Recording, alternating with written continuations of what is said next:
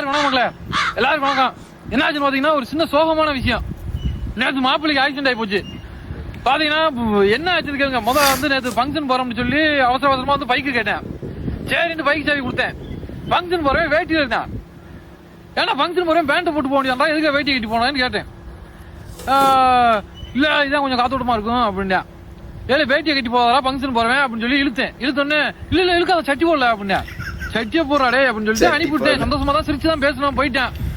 போயிட்டு அது என்னது பைபாஸ் ரோட்ல வந்து விழுந்து கிடக்கான்னு சொல்லி நண்பர் போன் அடிச்சு இந்த மாதிரி மாப்பிள்ள வந்து பைபாஸ் ரோட்ல கிடைக்கான் ஆக்சிடென்ட் ஆகி போச்சுன்னு சொல்லி போன் அடிக்கவும் எனக்கு பதட்டம் ஆயிருச்சு. பதட்டமா பேசும், எனக்கு பதட்டம் ஆகி போச்சு. என்ன ஆச்சுன்னு கேக்குறேன்.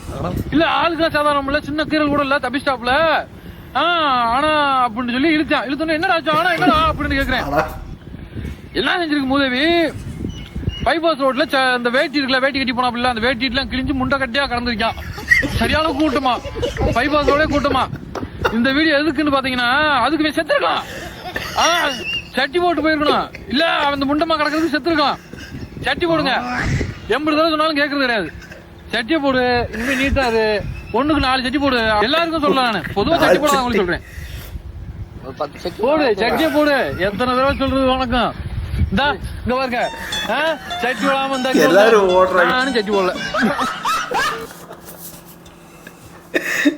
ஜட்டி போடணும் அவ்வளவுதான். அதுக்கு எவ்வளவு பெரிய கதை வேற ஒண்ணு.